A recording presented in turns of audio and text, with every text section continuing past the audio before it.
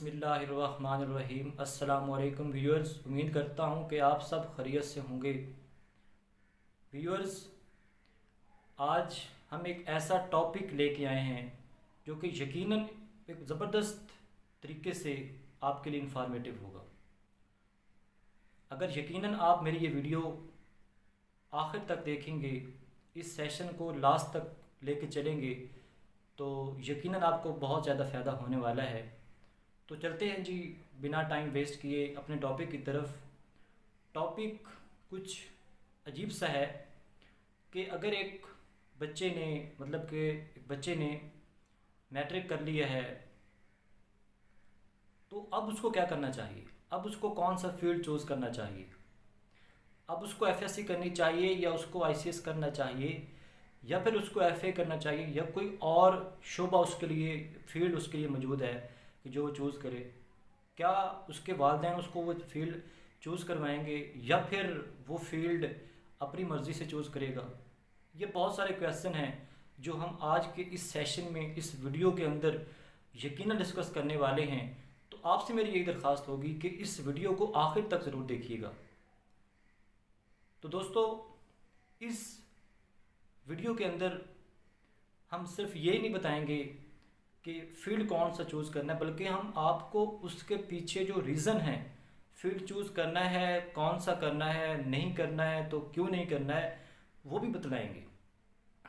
जो पहली चीज़ है कि जब एक तालिब इल्म जो है वो मैट्रिक कर लेता है, चाहे उसने आर्ट्स के अंदर की है या उसने साइंस के अंदर की है। अगर उसने आर्ट्स के अंदर की है तो उसके लिए आगे भी एक लिमिटेड फील्ड है। अब एक बंदे ने अगर मैट्रिक्स आर्ट्स के साथ की है तो यकीनन वो आगे जो है वो एफएससी नहीं कर पाएगा, मतलब आगे वो एफए करेगा। लेकिन अगर एक बंदे ने मैट्रिक की है साइंस के साथ, तो फिर उसके लिए एक बहुत ही इम्पॉर्टेंट जो टॉपिक है, जो फील्ड है, वो चूज़ करना बहुत इंपॉर्टेंट हो जाता है कि क्या वो एफएससी रखे, क्या वो मेडिकल में जाए, क्या वो नॉन मेडिकल में जाए, क्या वो आईसीएस चूज़ करे या फिर जो है वो एफए सिंपल कर ले। इसके पीछे बहुत सारी रीज़न है। हम हैं रीज़न, उसके वालिदैन, उसके दोस्त और वो खुद। अब बच्चा जो है वो अगर मैट्रिक के बाद एफएससी करना चाहता है तो उसके दोस्त, उसके अजीज़ व अकारिब वो उसको ऐसी ऐसी बातें करेंगे, मतलब ऐसे उसको जो है ना वो बातें सुनाएंगे कि जी आप नहीं कर सकेंगे, आपके लिए बहुत मसला बन जाएगा, ये तो बहुत मुश्किल है। मतलब ऐसी ऐसी बातें सुनने को मिल जाती हैं कि उसका माइंड ही ख़राब हो जाता है। लेकिन अगर वालिदैन चाहते हैं कि हमारा बच्चा एफएससी करे मेडिकल के साथ ताकि वो कल को डॉक्टर बन सके, तो उसके लिए भी एक रीज़न है। अगर तो आपके वालिदैन, आपके भाई, मतलब आपका जो ख़ानदान है वो एजुकेटेड है, तो फिर आपके लिए मसला नहीं होता फील्ड छोड़ना। लेकिन अगर आपके वालिदैन, आपके फैमिली थोड़ी अनएजुकेटेड है, मतलब थोड़ी कम उनके पास एजुकेशन है, तो फिर मसला बन जाता है। चूँकि जो वालिदैन होते हैं, जो भाई होते हैं, जो इतने ज़्यादा पढ़े लिखे नहीं होते, वो बच्चे को फोर्स कर रहे होते हैं कि भाई मेरे भांजे ने या मेरी भांजी ने या मेरी भतीजी ने या मेरे भतीजे ने जो है वो एफएससी की है, इतने ना, उसने कॉलेज टॉप किया है, उसने बोर्ड टॉप किया है, उसने 900 क्रॉस किया है, आपको भी एफएससी रखनी है, इसकी बड़ी वैल्यू है। ये अरे वैल्यू, हम उसको वैल्यू बता रहे होते हैं, हम उसको ये बता रहे होते हैं कि इस चीज़ की वैल्यू है या नहीं है। हालांकि बच्चे का माइंड कुछ और होता है। बच्चा एफए करना चाहता है, वो उस चीज़ को एक अच्छे अंदाज में हैंडल कर सकता है, लेकिन हम चाहते हैं कि नहीं आप एफएससी करो। हम उसको मजबूर कर देते हैं, वालिदैन, उसके ब्रदर्स, उसके दोस्त। अब इसमें क्या होता है, सबसे बड़ा नुकसान ये होता है कि वालिद के कहने पर, वालदा के कहने पर या भाई के कहने पर एक बच्चा जो मेंटली तौर पर एफए करने के लिए तैयार था, और हम मतलब भाई के कहने पर उसने एफएससी में एडमिशन ले लिया, उसको ज़बरदस्ती दिलवाया गया। तो अब ये तो अल्लाह की कोई कुदरत ही हो सकती है, अल्लाह की कोई उस पर रहमत ही हो सकती है कि वो अगर उसका मेंटली तैयार नहीं लेकिन फिर भी वो अगर अच्छे नंबर ले जाए, तो ये तो एक मतलब कोई आप मौजज़ा समझिए इसको। लेकिन अगर एक बच्चा मेंटली तौर पर एफए करने को तैयार है, लेकिन वो मेंटली तौर पर एफएससी या आईसीएस या करने को तैयार नहीं है, और आपने उसको ज़बरदस्ती जो है वो एफएससी में एडमिशन लेके दे दिया एक अच्छे से कॉलेज में, तो फिर होता क्या है, जब 2 साल गुजरते हैं, एफएससी कंप्लीट होती है, तो बच्चे का जब रिज़ल्ट आता है तो फिर बहुत मसला बनता है।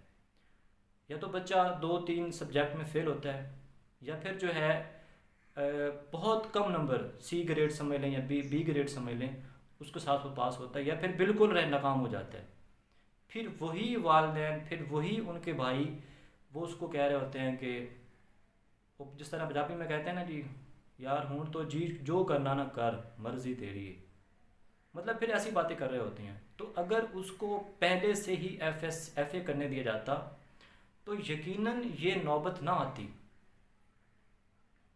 ये 2 साल ज़ाया ना होते, उसका जो टाइम, एक कीमती टाइम था जो उसके 2 साल ज़ाया हो गए, वो ना होते, पैसा बर्बाद ना होता, इतना पैसा जो 2 साल में लगा वो ज़ाया ना होता।